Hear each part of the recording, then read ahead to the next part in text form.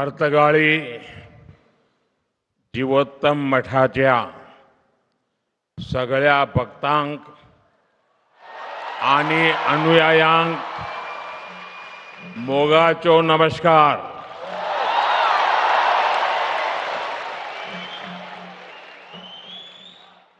श्री संस्थान गोकर्ण पर्तगाळी जीवोत्तम मठ के 24वें महंत श्रीमद विद्याधीश तीर्थ स्वामी जी, राज्यपाल श्रीमान अशोक गजपति राजू जी, लोकप्रिय मुख्यमंत्री भाई प्रमोद सावंत जी, मठ समिति के अध्यक्ष श्री श्रीनिवास डेम्पो जी, उपाध्यक्ष श्री आर कामत जी, केंद्र में मेरे सहयोगी श्रीपाद नायक जी, दिगंबर कामत जी, अन्य सभी महानुभाव, देवी और सज्जनों, आज के इस पावन अवसर ने मन को गहरी शांति से भर दिया है.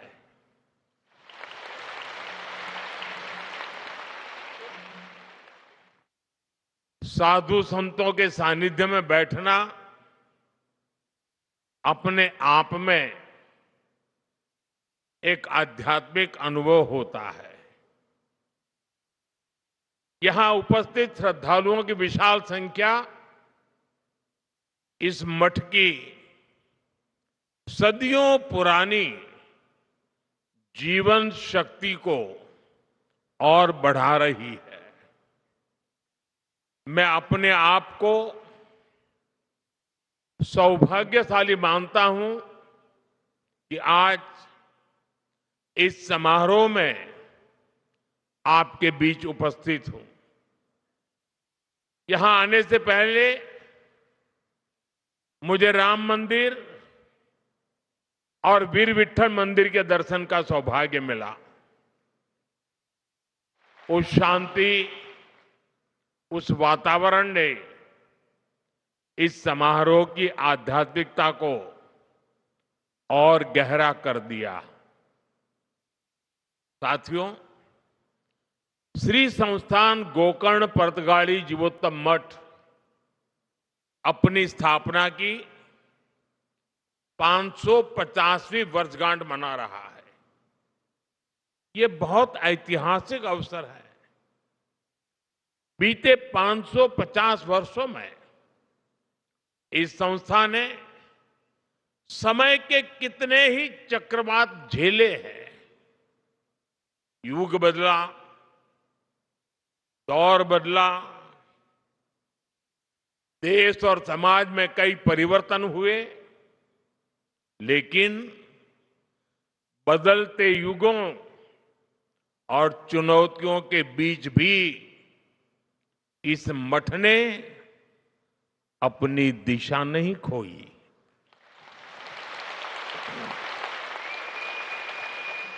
बल्कि ये मठ लोगों को दिशा देने वाला केंद्र बनकर के उभरा, और यही इसकी सबसे बड़ी पहचान है.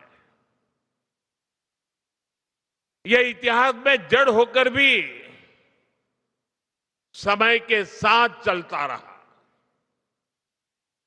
इस मठ की स्थापना जिस भावना से हुई थी, वो भावना आज भी उतनी ही जीवंत दिखाई देती है.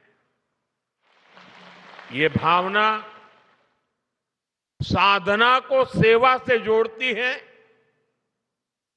परंपरा को लोक कल्याण से जोड़ती है. ये मठ पीढ़ी दर पीढ़ी समाज को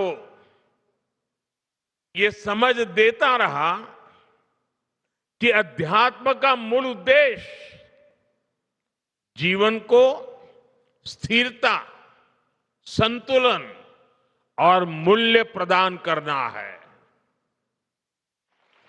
मठ की 550 वर्षों की यात्रा उस शक्ति का प्रमाण है जो समाज को कठिन समय में भी संभाल करके रखती है। मैं यहां के मठाधिपति श्रीमद विद्याधीश तीर्थ स्वामी जी, समिति के सभी सदस्यों और इस आयोजन से जुड़े हर व्यक्ति को इस ऐतिहासिक अवसर की अनेक अनेक शुभकामनाएं देता हूं। साथियों, जब कोई संस्था सत्य और सेवा पर खड़ी होती है तो वो समय के बदलाव से डगमगाती नहीं, बल्कि समाज को टीके रहने की शक्ति देती है। आज इसी परंपरा को आगे बढ़ाते हुए ये मठ एक नया अध्याय लिख रहा है।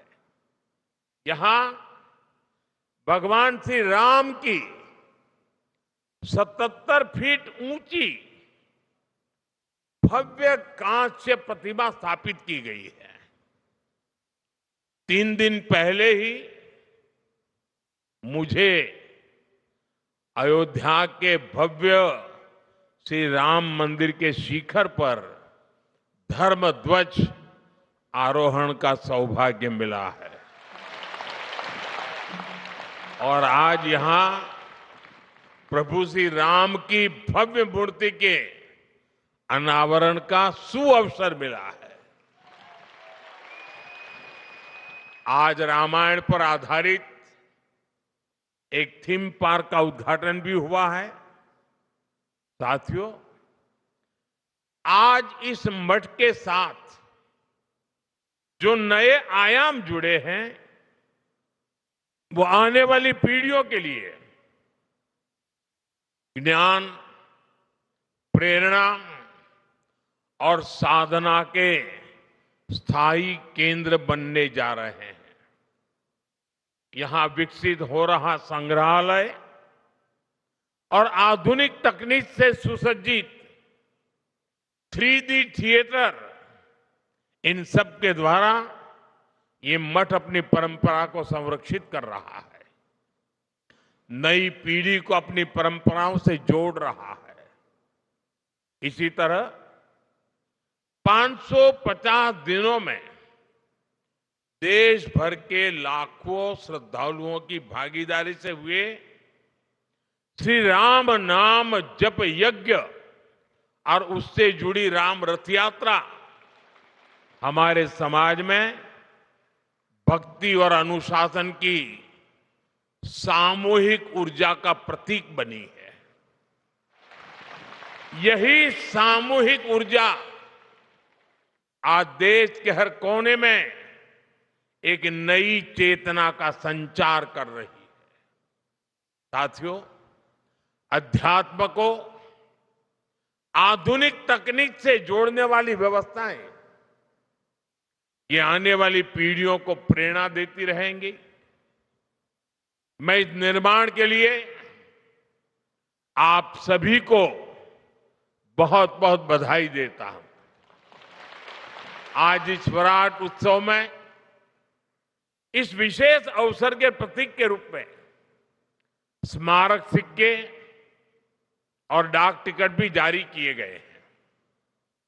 ये सम्मान उस आध्यात्मिक शक्ति को समर्पित है जिसने सदियों से समाज को जोड़ करके रखा है। साथियों, इस श्री मठ को निरंतर प्रवाहमान रखने की शक्ति उस महान गुरु परंपरा से मिली है जिसने द्वैत वेदांत की दिव्य भाव भूमि को स्थापित किया था। श्रीमद नारायण तीर्थ स्वामी जी द्वारा 1475 में स्थापित यह मठ उसी ज्ञान परंपरा का विस्तार है और उसका मूल स्रोत जगत गुरु श्री मध्वाचार्य जैसे अद्वितीय आचार्य है। मैं इन आचार्यों के चरणों में सिर झुकाकर नमन करता हूं। यह भी बहुत महत्वपूर्ण है कि उडुपी और पर्तगाली दोनों मठ एक ही आध्यात्मिक सरिता की जीवंत धाराएं हैं। भारत के इस पश्चिमी तट की सांस्कृतिक धारा को दिशा देने वाली गुरु शक्ति भी यही है। और मेरे लिए ये भी एक विशेष संयोग है कि एक ही दिन में मुझे इस परंपरा से जुड़े 2 कार्यक्रमों में सम्मिलित होने का सौभाग्य प्राप्त हुआ। साथियों, हम सभी को गर्व है कि इस परंपरा से जुड़े परिवारों ने पीढ़ी दर पीढ़ी अनुशासन, ज्ञान, परिश्रम और उत्कृष्टता को जीवन का आधार बनाया है। व्यापार से लेकर वित्त तक, शिक्षा से लेकर तकनीक तक जो प्रतिभा, नेतृत्व और कार्य निष्ठा उनमें दिखाई देती है, उसके पीछे इसी जीवन दृष्टि की गहरी छाप मिलती है। इस परंपरा से जुड़े परिवारों, व्यक्तियों की सफलता की अनेक प्रेरक गाथाएं हैं। उन सब की सफलताओं की जड़ें विनम्रता, संस्कार और सेवा में दिखती है। ये मठ उन मूल्यों को स्थिर रखने वाली आधारशिला रहा है और हमें विश्वास है कि आगे भी आने वाली पीढ़ियों को ये मठ ऐसे ही ऊर्जा देता रहेगा। साथियों, इस ऐतिहासिक मठ की एक और विशेषता का जिक्र आज आवश्यक है। इस मठ की एक पहचान वो सेवा भावना है जिसने सदियों से समाज के हर वर्ग को सहारा दिया है। सदियों पहले जब इस क्षेत्र पर विपरीत परिस्थितियां आई, जब लोगों को अपने घर परिवार छोड़कर नए प्रदेशों में शरण लेनी पड़ी, तब इसी मठ ने समुदाय को सहारा दिया, उन्हें संगठित किया और नए स्थानों पर मंदिरों, मठों, आश्रय स्थलों की स्थापना की। इस मठ ने धर्म के साथ साथ मानवता और संस्कृति की भी रक्षा की। समय के साथ मठ की सेवा धारा और विस्तृत होती गई।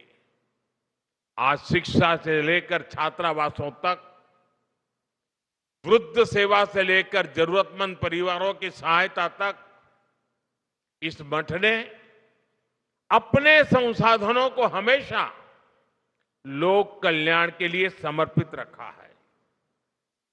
अलग अलग राज्यों में बने छात्रावास हो, आधुनिक विद्यालय हो या कठिन समय में लोगों को राहत देने वाले सेवा कार्य, हर पहल इस बात का प्रमाण है कि अध्यात्म और सेवा जब साथ चलते हैं तो समाज को स्थिरता भी मिलती है और आगे बढ़ने की प्रेरणा भी मिलती है। साथियों, ऐसे समय भी आए जब गोवा के मंदिरों और स्थानीय परंपराओं को संकट का सामना करना पड़ा, जब भाषा और सांस्कृतिक पहचान पर दबाव बना, लेकिन ये परिस्थितियां समाज की आत्मा को कमजोर नहीं कर पाई, बल्कि उसे और दृढ़ बनाया। गोवा की यही विशेषता है कि यहां की संस्कृति ने हर बदलाव में अपने मूल स्वरूप को बनाए रखा और समय के साथ पुनर्जीवित भी किया। इसमें पर्तगाली मठ जैसे संस्थानों का बहुत बड़ा योगदान रहा है। साथियों, आज भारत एक अद्भुत सांस्कृतिक पुनर्जागरण का साक्षी बन रहा है। अयोध्या में राम मंदिर का पुनर्स्थापन, काशी विश्वनाथ धाम का भव्य पुनरुद्धार और उज्जैन में महाकाल महालोक का विस्तार, ये सब हमारे राष्ट्र की उस जागरूकता को प्रकट करते हैं जो अपनी आध्यात्मिक धरोहर को नई शक्ति के साथ उभार रही है। रामायण सर्किट, कृष्ण सर्किट, गया जी के विकास कार्य और कुंभ मेले का अभूतपूर्व प्रबंधन, ये सभी उदाहरण बताते हैं कि आज का भारत अपनी सांस्कृतिक पहचान को नए संकल्प और नए आत्मविश्वास के साथ आगे बढ़ा रहा है। ये जागृति भविष्य की पीढ़ियों को अपनी जड़ों से जुड़े रहने की प्रेरणा देती है। साथियों, गोवा की इस पवित्र भूमि का अपना एक विशिष्ट आध्यात्मिक स्वरूप भी है। यहां सदियों से भक्ति, संत परंपरा और सांस्कृतिक साधना का सतत प्रवाह बहता रहा है। ये धरती प्राकृतिक सौंदर्य के साथ साथ दक्षिण काशी की पहचान भी संजोए हुए है। पर्तगाली मठ ने इस पहचान को और गहराई दी है। इस मठ का संबंध कोंकण और गोवा तक सीमित नहीं है। इसकी परंपरा देश के विभिन्न हिस्सों और काशी की पवित्र भूमि से भी जुड़ी हुई है। काशी का सांसद होने के नाते मेरे लिए और भी गर्व की बात है। संस्थापक आचार्य श्री नारायण तीर्थ ने उत्तर भारत की अपनी यात्राओं के दौरान काशी में भी एक केंद्र स्थापित किया था, जिससे इस मठ की आध्यात्मिक धारा का विस्तार दक्षिण से उत्तर तक हुआ। आज भी काशी में उनके द्वारा स्थापित केंद्र समाज सेवा का माध्यम बना हुआ है। साथियों, आज जब इस पवित्र मठ के 550 वर्ष पूरे हो रहे हैं, तब हम इतिहास का उत्सव मनाने के साथ ही भविष्य की दिशा भी तय कर रहे हैं। विकसित भारत का रास्ता एकता से होकर जाता है। जब समाज जुड़ता है, जब हर क्षेत्र, हर वर्ग एक साथ खड़ा होता है, तभी राष्ट्र बड़ी छलांग लगाता है। श्री संस्थान गोकर्ण पर्तगाली जीवोत्तम मठ का प्रमुख ध्येय लोगों को जोड़ना, मन को जोड़ना, परंपरा और आधुनिकता के बीच सेतु बनना है। इसलिए विकसित भारत की यात्रा में यह मठ एक प्रमुख प्रेरणा केंद्र की भूमिका में भी है। साथियों, जिनसे मेरा स्नेह होता है, वहां मैं आदरपूर्वक कुछ आग्रह करता हूं। जैसे पूज्य स्वामी जी ने मुझे एक काम दे दिया एकादशी का।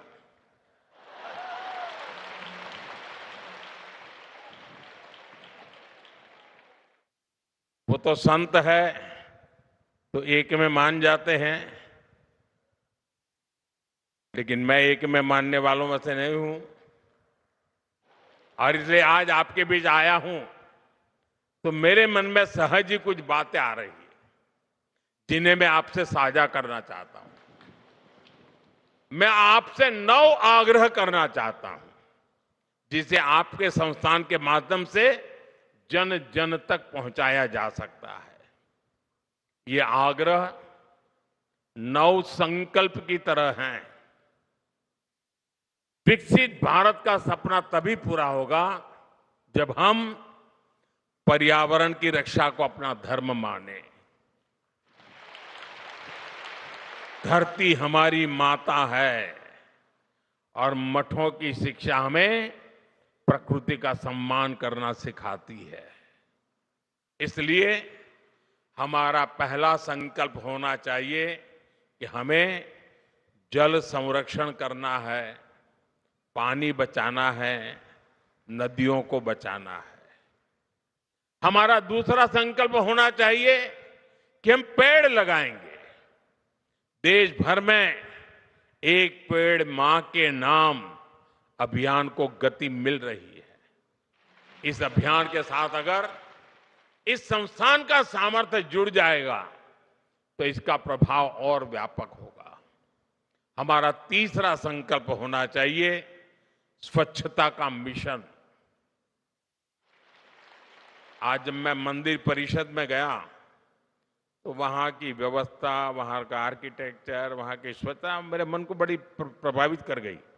मैंने स्वामी जी को कहा भी, कितना शानदार तरीके से इतना संभाला है।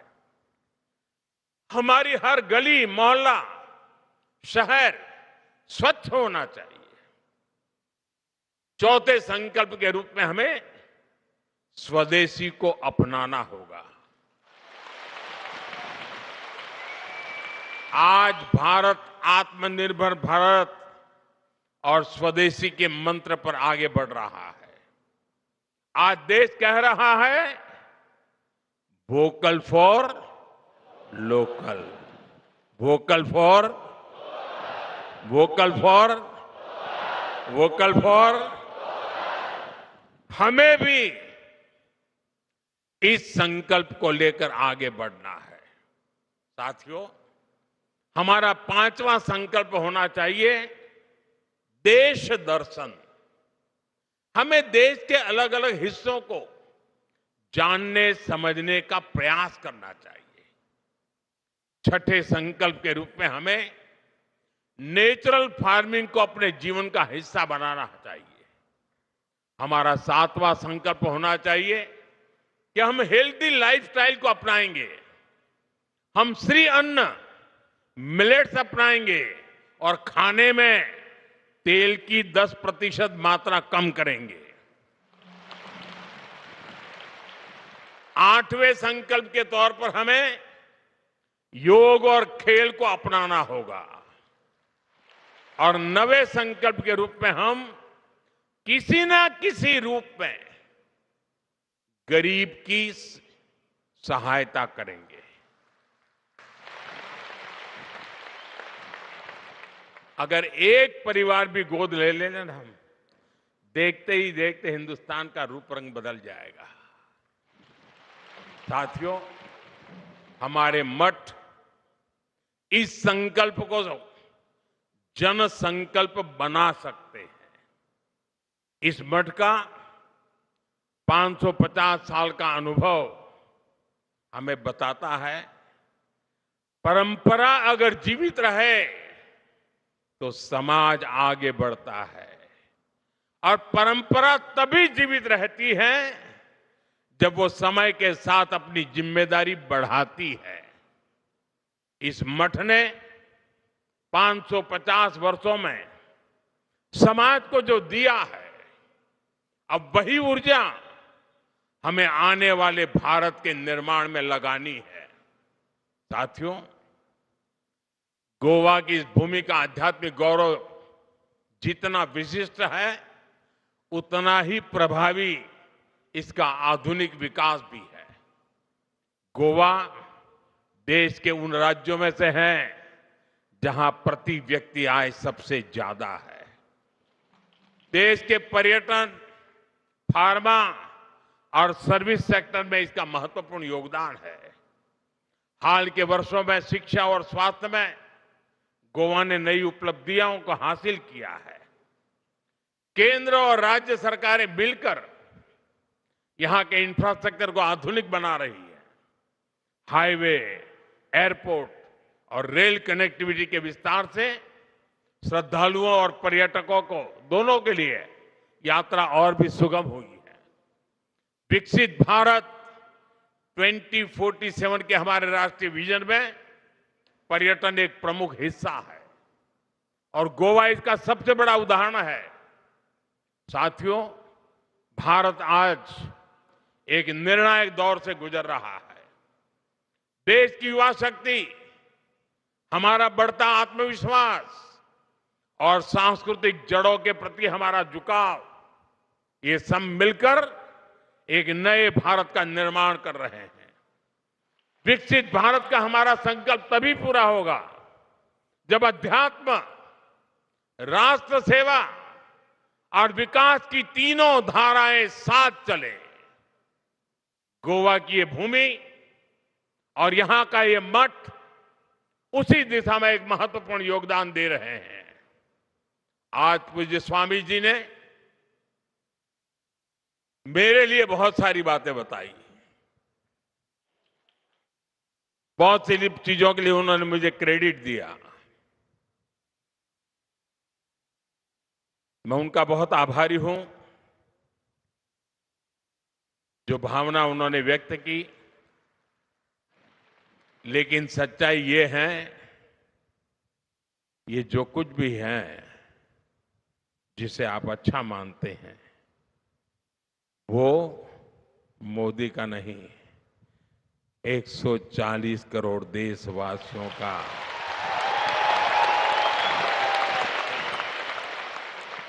उनका संकल्प, उनका पुरुषार्थ, उसी का परिणाम है और आगे भी अच्छे परिणाम आने ही आने हैं। क्योंकि मेरा 140 करोड़ देशवासियों पर पूरा भरोसा है। और जैसा आपने कहा, मेरे जीवन के कई पड़ाव ऐसे हैं जिसमें गोवा बड़ा महत्वपूर्ण स्थान पर रहा है। ये कैसे हुआ होगा वो मैं तो नहीं जानता, लेकिन ये सच्चाई है कि हर टर्निंग पॉइंट पर ये गोवा की भूमि ही मुझे कहां से कहां ले जाती रही है। लेकिन मैं